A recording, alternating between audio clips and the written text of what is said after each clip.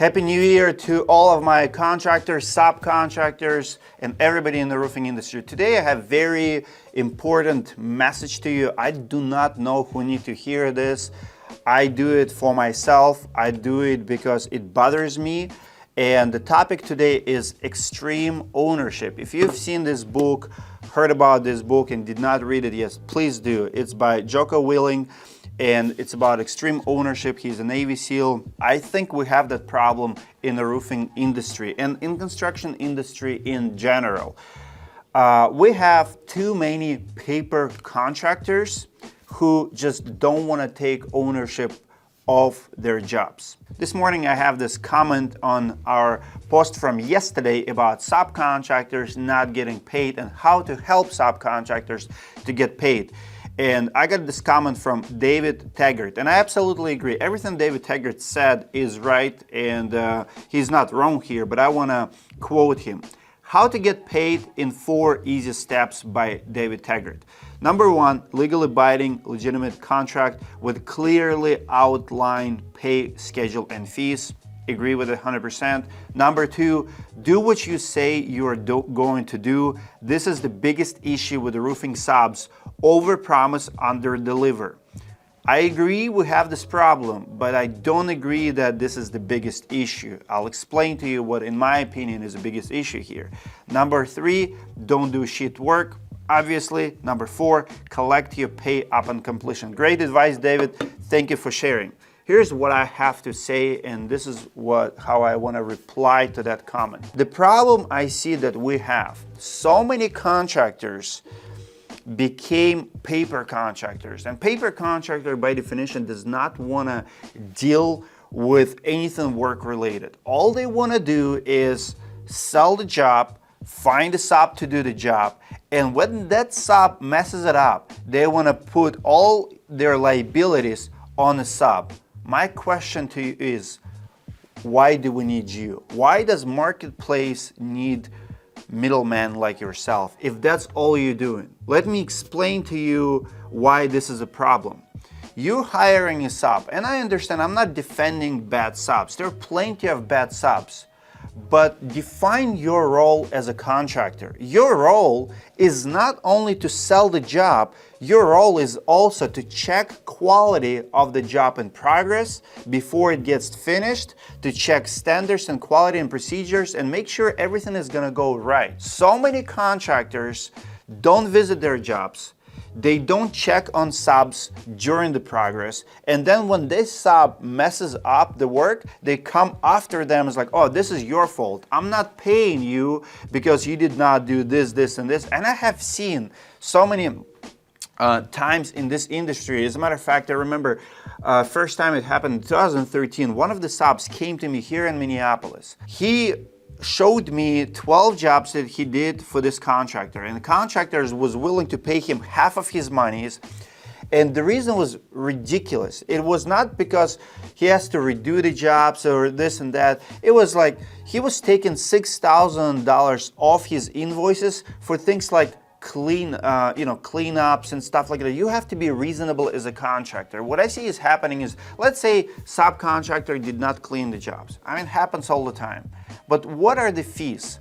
Can you charge $1,000 sub for not picking up 10 nails when the entire bill is $2,000? So you're telling me that entire job is worth $2,000, but you're gonna charge him $1,000, half of his labor, because he did not clean well. How reasonable is that? I agree that we should punish subs for not cleaning jobs or not, doing properly. Only though if it costs us money. If a homeowner does not want to pay you or charging you $1,000, pass it on. But if it's just your ego and this is your opportunity to rob that sub, that's the only reason you're doing it, well, you're just shady contractor. In 2013, 2014, I've been involved in my business. I was building my roofing company. I have delivered trailer to every job. I've picked up trailer on every job. I've sold every job. I didn't have sales. People, if I would have a brand new crew, I would not leave them alone until I'm 100% satisfied and confident that they're gonna do good work. This is your job responsibility. You're responsible for those who you hire. When you hire employee and he makes a mistake, it's also, I believe, and this is where extreme ownership comes in place, it's also your responsibility. I want to blame my employees as much as you do. I want to blame my subs. When your employee, your sub, someone you hired make expensive mistake, it's very easy to say, well, you cost me money, you made a mistake. But who hired them? When you hire a sub and you did not check on their work and now they messed up, you are also liable. You know why? Because it's your promise and it's your name on the line. You promised that homeowner that you're gonna do the work, that job is going to be best in town, they're going to get lifetime warranty, and you made all of the promise, but now you are not delivering promise and you're trying to shift this liability to the sub. And according to David, this is the biggest issue. This is not the biggest issue.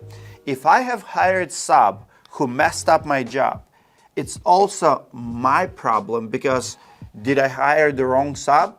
If you went on Craigslist or Facebook and if you sent someone who you don't know how they're going to perform, take ownership of that. It's your problem too. I'm not saying you have to pay someone. I mean, if you have to start over in a job, it happens, right? But it's also your job. Good contractor, not just a middleman. Good contractor will build the process where those mistakes will not happen. I cannot tell you how many times I went on my roofing jobs before the jobs were finished and I checked pressure of those nail guns, make sure they're not high nailing or over drilling nails happening so you can lift shingles with 2 fingers. It happens, but it's also your job. Your crew need to understand your standards, how you do your job. I remember we have a job in downtown Minneapolis.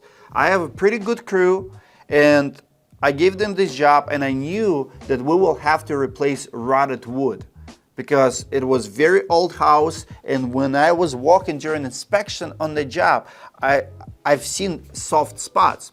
So now we have an agreement with the subcontractor who gives me a price and knows he's gonna get paid for every board he's gonna replace. If it's a plank, he gets like $10 per plank. If it's a plywood, he's gonna get $45, $55 per plywood back in 2014-15. So we have agreement with him that if he sees rotted wood, he cannot cover it, he has to replace it, and there's a price he's gonna get paid for the job. Contract is in place, agreement is in place, except one problem, he's not doing it. You know why? Because it's faster and easier for the sub just lay over shingle, over existing one. So I arrive at the job, 10 o'clock in the morning, shingle's already removed, underlayment is already laid. I go in, it's like, did you already replace rotted wood? I tear up underlayment, and sure enough, rotted wood right there. That sub was fired after that job. I mean, I made them to replace the wood, but the thing is, if he would just lay over, whose problem would it be?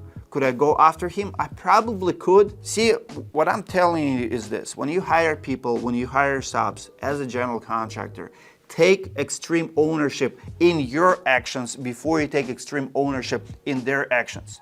That's why leaders in this business, companies like Monarch Roofing, Eustace Roofing, and the rest of the good guys, they have project managers. They don't play this blame game. Legally, you're probably gonna be in the right. You have a contract, and your sub probably should do good work. In a perfect world. In a perfect world, employees don't make mistakes. In a perfect world, subs do excellent jobs. But we don't live in a perfect world. We live in a world where we have to take extreme ownership, not only for our actions, but also for people we do business with. That's the right thing to do. So my final word to all contractors out there: help that subcontractor of yours to do a good job. Don't leave him alone unless you're 100% confident that he's gonna do the work. You have to be with them, you have to train them. I understand that it's controversial because they're subs, you're not supposed to tell them what to do, but yet you're in business together. I look at subs more like partners, almost like employees. I know they're not employees, but you're in it together. help them, give them lunch, make sure they have everything, maybe even buy them some tools, make them feel appreciated because they need it. They're building and helping you grow your business. Pay it forward. Do something for them as well. Stop playing this blame game that sub is always liable for everything, because in reality, they are always liable. Your name is on it, but you can always go after people who actually do the work. So take extreme ownership. Comment below, guys, what do you think about this topic? I do want to know where my audience stand. Are we liable as a business owners for our subs' work? Do we have to babysit them, or we should just give them work, walk away, and come back later to check on it and make them accountable for it? I want to hear what you guys think. Give it a like, subscribe to the channel if you're new here. See you guys in the next video.